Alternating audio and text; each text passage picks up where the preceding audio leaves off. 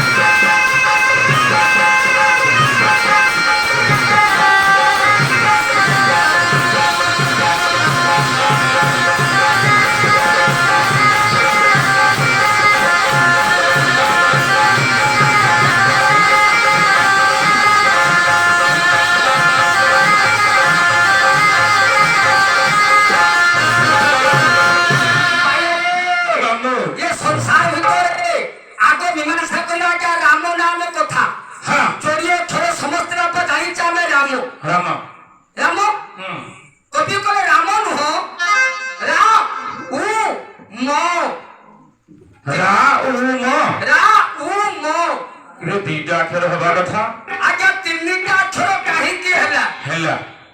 ये ତିନିଟା ଅକ୍ଷର ଆପଣ ମାନଙ୍କର ଆଜ୍ଞା ତିନିଟା ଶକ୍ତି ହେଲା ये ତିନିଟା ବୀଜ ଆଜ୍ଞା ଆଜ୍ଞା ଆପଣ ମାନଙ୍କର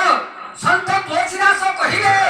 କଣ କହିଲେ କହିଲେ ବନ୍ଦଉ ରାମ ନାମ ବନ୍ଦଉ ରାମ ନାମ ରଘୁବର କୋ ହେ ତୁକୁ ସାନୁ ଭାନୁ ହେ ମୋ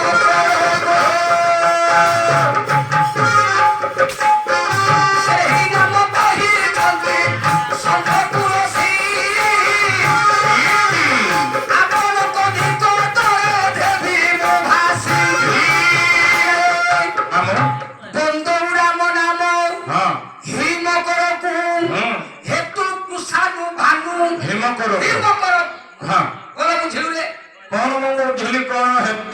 କୁଷାନୁ ଭାନୁ ହିମ କରକୁ হ্যাঁ କଣ ଏଟା ଚାରିଟା କହିଲ কে বুঝিলে পুরাণ নাও ବେଲେ ତମେ ବୁଝେଇବ କାନା ମୁଁ ବୁଝିବି କେମିତି କେ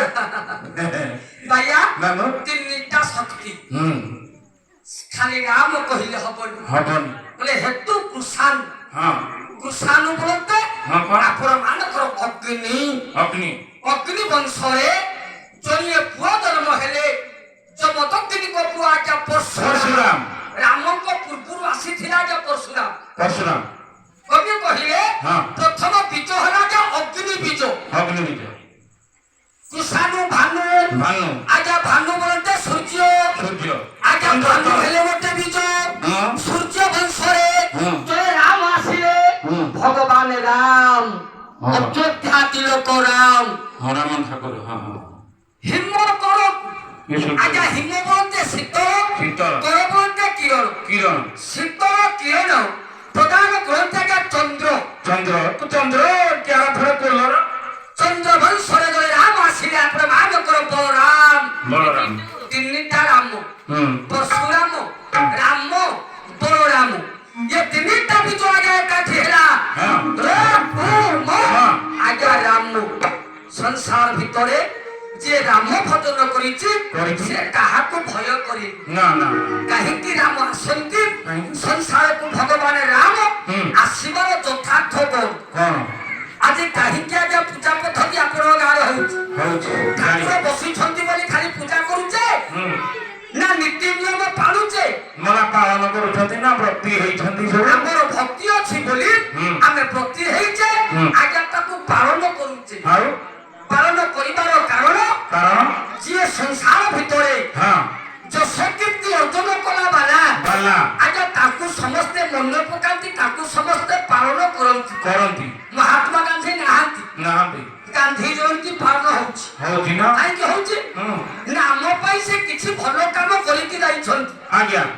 ଭଗବାନ ରାମ ନାହାନ୍ତି ନା ରାମଙ୍କ କୀର୍ତ୍ତି ଆଜ୍ଞା ଅଛି ଅଛି ସଂସାରକୁ ଯିଏ ଦେଖେଇ ଦେଲେ ପିତୃ ଭକ୍ତି ଭକ୍ତି ମାତୃ ଭକ୍ତି ହୁଁ। ଆଜ୍ଞା ଭାତୃ ଭକ୍ତି ହଁ ସେମିତିଆ ପୁରୁଷ ସଂସାରକୁ ଆସିବେନି ଆଜ୍ଞା ନାଇଁ ନାଇଁ ନାଇଁ କବି କହିଲେ ହଁ ସଂସାରକୁ ସେ ଆସନ୍ତି କାହିଁକି କାହିଁକି ନା ତାଙ୍କ ପାଇଁ ଆସିନାହାନ୍ତି ଆଉ ସେ ଆମ ପାଇଁ ଆସିଛନ୍ତି ଆମ ପାଇଁ କାହିଁକି ଆମ ପାଇଁ ଆସିଲେ କାହିଁକି ସନ୍ଥ ତୁଳସୀ କହିଲେ ହୁଁ ଜବ ଜବ ହୁଏ ଧର୍ମଟି ହାନି ଏ ବଢ଼ାଇ ଧନ ସୁର ଭିନାନି ଯେତେବେଳେ ସଂସାର ଭିତରେ ଧର୍ମର ହାନି ଘଟେ ଆଜ୍ଞା ଧର୍ମର ହାନି କର ଘଟେ ଆଜ୍ଞା ହାନି ଯେତେବେଳେ ବଳେ ଯୋଉଟା ଏ ସଂସାର ଭିତରେ ହୁଁ ଲୋକମାନେ ଭଗବାନଙ୍କୁ ପୂଜା କରନ୍ତିନି କରନ୍ତି ଭଗବାନଙ୍କ ନାମ ନିଅନ୍ତିନି ନା ଭଗବାନଙ୍କୁ ଭଲ ପାଆନ୍ତିନି ନାଇଁ ସେତେବେଳେ ଭଗବାନ ଆସନ୍ତି ହୁଁ ଦୁନିଆକୁ ଦେଖେଇ ଦେବା ପାଇଁ ଦୁନିଆକୁ ଶିଖେଇ ଦେବା ପାଇଁ ଭଗବାନ ରାମ ସେଇଥିପାଇଁ ଆସିଲେ ହଁ ଆପଣଙ୍କର ନଦୀ ନାହିଁ ଚାରିଟା ଘାଟ କଥାଟା ଯେତେବେଳେ ଆପଣ ମାନଙ୍କର ସନ୍ଥ ତୁଳସୀଦାସ କହିଲେ ରାମାୟଣ ଆରମ୍ଭ ହବ ଚାରିଟା ଘାଟ ଆଜ୍ଞା ଦରକାର ଚଟାଘଟ ଚାରିଟା ଘାଟ କିଏ କିଏ ନା ଚାରିଟା ଘାଟରେ ଆଜ୍ଞା ରହିଲେ 4 ଜଣ ବକ୍ତା ହୁଁ 4 ଜଣ ଶ୍ରୋତା କିଏ ସେ କିଏ ଦେଖିବେ ନା ଶ୍ରୋତା ବିନା ପୁରାଣ ସଫଳ ହବନି ନା ଜଣେ କହେ ଜଣେ ଶୁଣେ ତେବେ ବଢଇ ଜ୍ଞାନ ଜ୍ଞାନ ଜଣେ କହେ ଜଣେ ନ ଶୁଣେ ଆଜ୍ଞା 2 ଜଣ ଅଜ୍ଞାନ ମୁଁ ବିପଦ କହିବି କରୋନା ତୁମେ ନୂଆ ଗୀତ ଆଜ୍ଞା କାହାଣୀ ଏ ଗଣ୍ଠିଟି ଆରମ୍ଭ ହେଇଛି ନିଶ୍ଚିତ ଭୁଲ ଭାଲ ଅଛି କଥା କହିଲେ ଆଜ୍ଞା ହୁଡ଼ି ଚାଲିଲେ ପଡ଼ି ଯଦି ଅଲଣା ତୁମେ ବିପଦ ପ୍ରଭୁ କଥା ବାପା କହିବି ଯଦି ଆପଣ ଗ୍ରହଣ ନ କରିବେ ତେବେ ମୁଁ କହିକି ଲାଭ ନାହିଁ କି ଆପଣଙ୍କର ଶୁଣିକି ବି